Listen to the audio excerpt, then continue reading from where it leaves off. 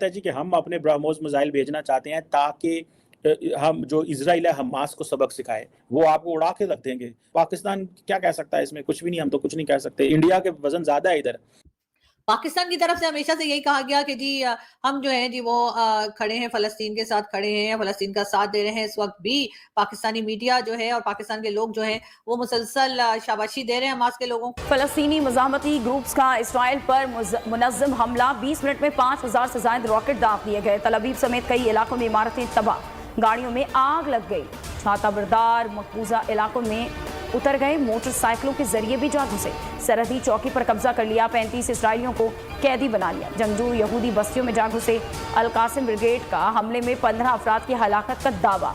Israel भर में फजाई हमलों के सायरन बज उठे। हमास के मिलिट्री लीडर मोहम्मद दीफ ने इसराइल के खिलाफ ऑपरेशन अल अक्सा तूफान के आगाज का ऐलान कर दिया। ये सब करते हुए शायद हमारे लोग भूल गए कि ज़ियाउल हक का भी एक रोल रहा है और ज़ियाउल हक ने जो है वो किस तरीके से अपनी फौज को भेजकर फ़लस्तीन के लोगों को की जानें ली थी और उनका नुकसान कराया था। मेरे ख्याल है ये हिस्ट्री हम लोग भूल गए हैं या शायद हम याद करना नहीं चाहते। जो अब इजराइल की तरफ से रद्द अमल आएगा और जो रिएक्शन आएगा वो बहुत ही खतरनाक होगा, क्योंकि हमने माजी में भी देखा है कि जब इजराइल में एक भी कत्ल होता है या जान जाती है तो वो जाके एयर स्ट्राइक्स करते हैं गाजा पे और वहां पे तकरीबन कोई 100 फलस्तीनियों को कत्ल कर देते हैं। कि जैसे ही फलस्तीन ने अपना हमला शुरू किया, अमरीकियों ने इसराइलियों की मदद का ऐलान कर दिया, बरतानिया ने इसराइलियों की मदद का ऐलान कर दिया, यहाँ तक कि इंडिया से भी आवाजें उठ रही हैं कि इसराइल हमारा बहुत पुराना दोस्त है, हम इसराइल को तनहा नहीं छोड़ सकते। ये आवाजें उठ रही हैं। उम्मा, OIC, इजलास, ये बयानात, ये तो किसी ना काम के हैं ना किसी काम के रहे। ये कश्मीर पर देख लें, ये लीबिया पर देख लें, ये शाम पर देख लें, ये इराक पर देख लें, ये फ़लस्तीन पे देख लें, इनका कोई किरदार नहीं होगा।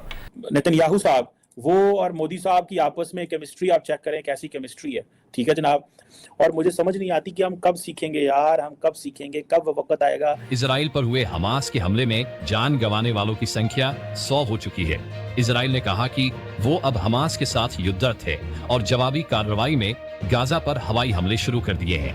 हमला शुरू होने के कई घंटे बाद भी हमास के चरमपंथी कई इजरायली इलाकों में गोलीबारी कर रहे हैं।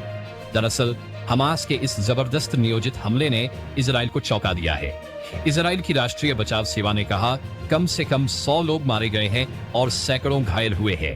अज्ञात संख्या में इजरायली सैनिकों और नागरिकों को पकड़कर गाजा में ले जाया गया है। गाजा में फिलिस्तीनी स्वास्थ्य मंत्रालय ने कहा कि इजराइल की जवाबी कार्रवाई में गाजा पट्टी में कम से कम 198 लोग मारे गए हैं और कम से कम 1610 लोग घायल हुए हैं। हमास के लड़ाकों ने लंबे समय से अवरुद्ध भूमध्य सागरीय क्षेत्र को घेरने वाली सीमा बाड़ को तोड़ने के लिए विस्फोटकों का इस्तेमाल किया। इसके बाद मोटरसाइकिल, पिकअप ट्रक, पैराग्लाइडर और तेज गति वाली नौकाओं से तट पर पहुंच गए। इजरायली कस्बों की सड़कों पर मृत इजरायली नागरिकों और हमास चरमपंथियों के शव देखे गए हैं।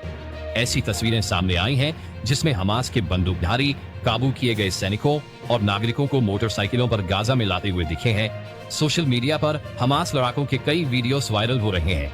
नेतन्याहू ने कहा कि पहली प्राथमिकता दुश्मन घुसपैठियों से इलाके को खाली कराना है, फिर दुश्मन से भारी कीमत वसूली जाएगी और अन्य क्षेत्रों को मजबूत किया जाएगा। समझ नहीं आती अगर आपने 50 या 100 फलस्तीनियों को, इसराइलियों को मार लेंगे और उसके बाद आप 200, 400, 500, 700 फलस्तीनी मारे जाएं और आपका अरबों करोड़ों का नुकसान हो जाए, तो वो की इस चीज़ से क्या मतलब है? जारी बात है इंडिया अपने ब्रह्मोस मिसाइल चाहता है हालात को गरमाने के लिए, माहौल को गरमाने के लिए, लेकिन जारी बात है उन्होंने कोई भेजने तो थोड़ी है इस हवाले से। लेकिन उनकी जितनी अच्छी दोस्ती है इसराइल के साथ, इसराइल अगर चाहे तो वो कहेंगे हाँ जी ठीक है। अब होगा यही कि इसराइल जो है वो दोबारा कोई करेगा तो हालात फिर ज़्यादा मारेगा।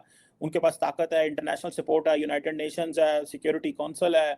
But I'm really disappointed with this mindset within the Muslim world that we need to go for a confrontation. आप बिल्कुल confrontation करें, आप करें, पहले अपने घोड़े तो तैयार कर लो। भाई आपके पास घोड़े ही नहीं है, आपके पास बंदूकें ही नहीं है, आपके पास असला ही नहीं है। घोड़े से मुराद 21st century में ये है to have a cutting edge weaponry.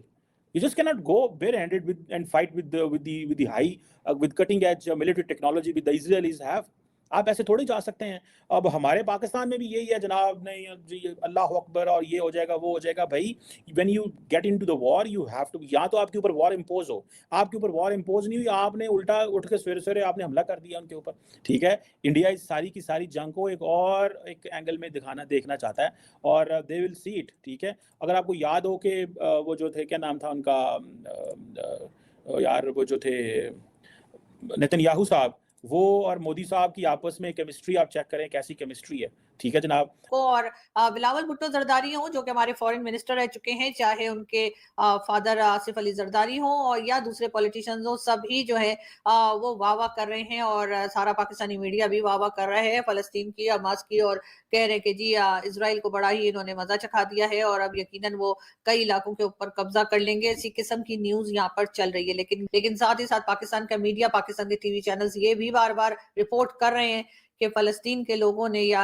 Hamas के लोगों ने पाकिस्तान का शुक्रिया अदा किया है कि पाकिस्तान जो है उनका साथ दे रहा है, पाकिस्तान उनके साथ खड़ा है। वैसे साथ खड़े तो हम पता नहीं किस किस के हैं, लेकिन अगर नहीं खड़े तो हम अपने ही साथ नहीं खड़े हुए। उसी बात से मुझे याद आया कि हमने एक जमाने में ये भी ऐलान किया था कि हम अफगानिस्तान के साथ खड़े हैं, हम तालिबान के साथ खड़े हैं, और ना सिर्फ तालिबान के साथ खड़े थे बल्कि हमने तालिबान की गवर्नमेंट भी बनवाई थी और वाहवाही भी ली थी कि जी वाह अब तो तालिबान की गवर्नमेंट आ गई है और वो गवर्नमेंट हमने ही बनाई है। लेकिन उसके बाद हुआ क्या, हमारी जो बॉर्डर्स हैं उसके ऊपर जो हमने देखा कि जिस तरीके से अटैक्स अभी तक चल रहे हैं टीटीपी के, उससे बचाने वाला हमें कोई नहीं है। यहाँ तक कि तालिबान खुद भी जो है वो हमारा साथ नहीं दे रहे। पहली बात तो ये है कि ये जो हमला हुआ है, ये जो इस रीजन में जो रिपोर्टर्स हैं, जो कमेंटेटर्स हैं, वो कह रहे हैं ये बहुत ही अनप्रेसिडेंटेड है और ये आने वाले दिनों में एक बहुत बड़ा फ्लैश पॉइंट बन सकता है इस पूरे रीजन के लिए, जिसमें आगे जाके ईरान भी शामिल होगा, सऊदी अरेबिया भी शामिल होगा, अमेरिका भी और इजराइल भी, और शायद और ममालिक भी। तो यहाँ पे उनके इजराइल के अंदर एक अटैक हुआ जिसके हमने विजुअल्स देखे हैं, हॉस्टेजेस लिए गए, मेरे ख्याल से 22 लोग हलाक हो गए हैं, 500 जो हैं वो जख्मी हैं।